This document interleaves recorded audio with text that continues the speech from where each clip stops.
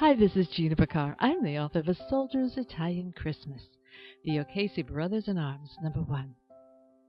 It's December 1943, Italy. 2 days before Christmas, Captain Mack O'Casey gets separated from his unit during battle. He makes a wrong turn and finds himself in a small bombed-out village called Monte D'Oro Rose. It appears to be deserted, until he senses that he's not alone. Who's watching him? Find out in this excerpt from A Soldier's Italian Christmas, Chapter 1. The heavy rain had slowed to a light mist, making it barely visible in the black night, but Captain Mack O'Casey was used to moving about in the dark. He picked up his heavy boots caked with mud and kept going. His mission was to take the mountain, bring the enemy to his knees, break down their line of defense. Wandering through rough terrain, he'd grown weary of the blood and fury ongoing for days, for weeks. No wonder he was making slow progress. Hungry and tired, fighting day and night, battle exhaustion threatened to overwhelm him.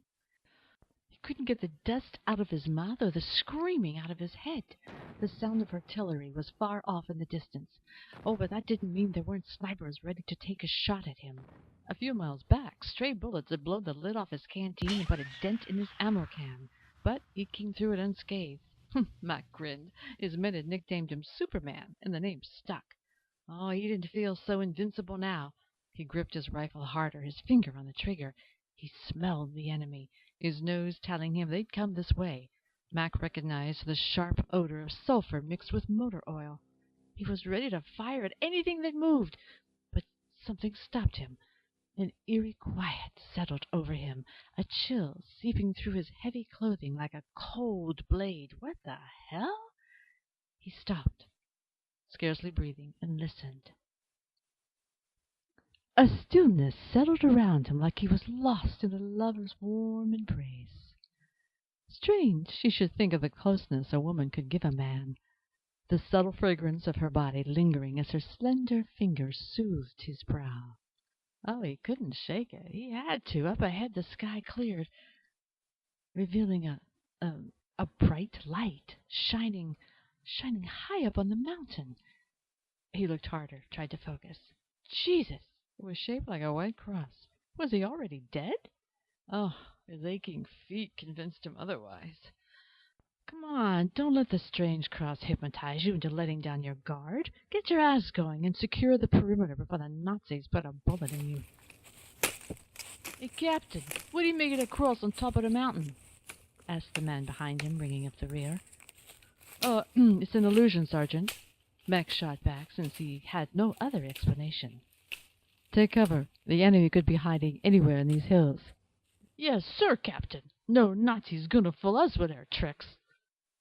He smiled. Leave it to Sergeant Duffy. After the fierce fighting in Monte D'Oro, the two men had gotten separated from their unit and had been traveling on foot for days.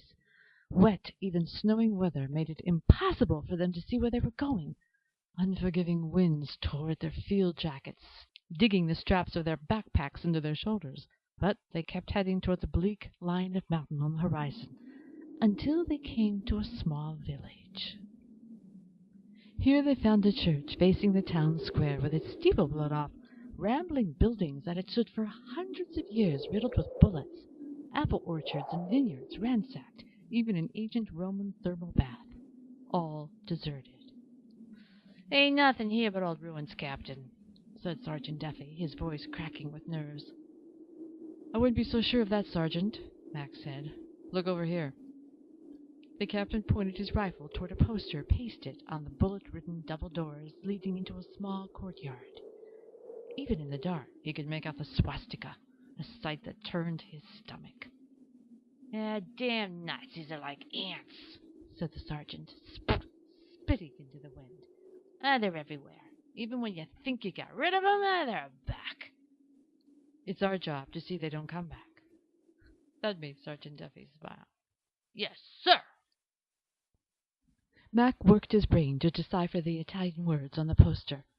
Being the son of a proud Irisher and a feisty Italian girl had its advantages. He'd grown up hearing the lyrical sounds of a Belfast brogue blending with the musical notes of Italian. Translating the text was easy.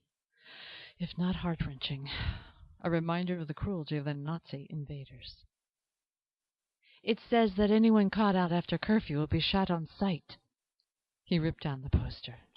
Them Nazis would shoot anything that walked. Take it slow, Duffy, Mac said, knowing deep in his gut that whatever peace he felt here, they weren't alone. You never know when the boogeyman will show up. He edged closer to the door, taking his time, knowing a barrage of bullets could be waiting for them on the other side, cracking their skulls open with sharpshooter precision or deadly explosive traps that could blow their legs off. He nodded to his sergeant to cover him. His heart pounded in his ears. Oh, it never got easy staring the enemy in the eye. But it didn't do any damn good to stand out here waiting to be picked off like wild turkeys. He kicked the door open and did a clean sweep of the courtyard when a cold chill stopped him. He froze. Someone had a gun aimed at his back. His instinct never failed. "Don't move," said a low, sultry voice in Italian. "I know how to use this." "For Christ's sakes, a female!" "We mean you no harm," Beck said in English, hoping to gain her confidence. She couldn't see him in the dark. "We're Americans, not Germans." "American!" Her voice changed. "Oh, thank God," she said in English. Mac turned around slowly and saw a young woman holding a gun on him. She bent down and turned up the wick on the lantern sitting on the ground, and light flooded the small courtyard. He didn't breathe until he was certain she wouldn't shoot him. Dark, beautiful eyes, flecked with amber, sucked the fatigue right out of him. Flashing with a wildness that surprised him, she never flinched. Looking him over with intense scrutiny, she waved the lantern up and down his body, over his boots, his uniform, the silver bars on his shoulders, and then his face. Her eyes locked with his, her lips parted.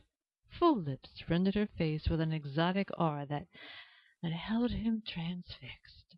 Oh, God, the girl was a beauty. Creamy complexion with a straight nose tipped at a perfect angle. Expressive dark brows crossed in thought.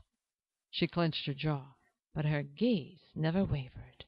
An absolute show of power on her part. It was clear she was relieved to see him, but she didn't trust him.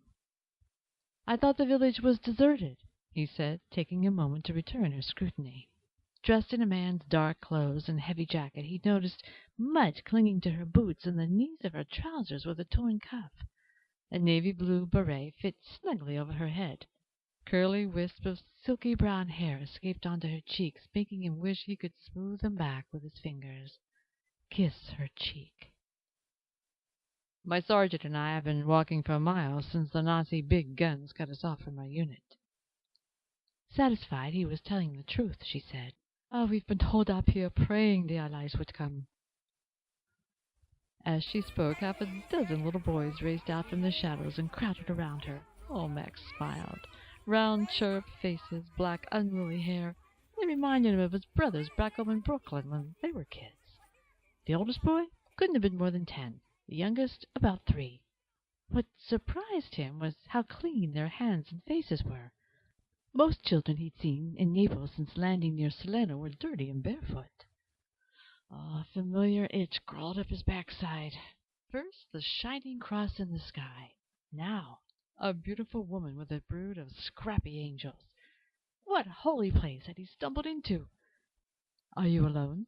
he asked, wondering where her husband was. Most likely fighting in the north. Ever since the devastating Allied losses at Bari, most partisans had fled into the hills.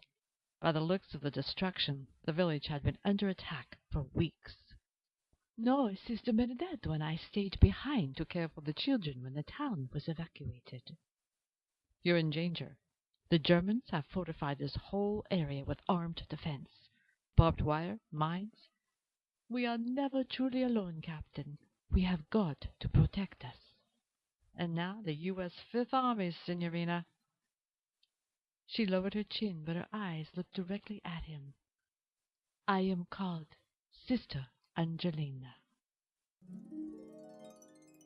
End. of the excerpt for Chapter 1. Captain Mack O'Casey has stumbled into a holy place somewhere in central Italy. He has no idea where he is. And now he's met the most beautiful woman he's ever seen.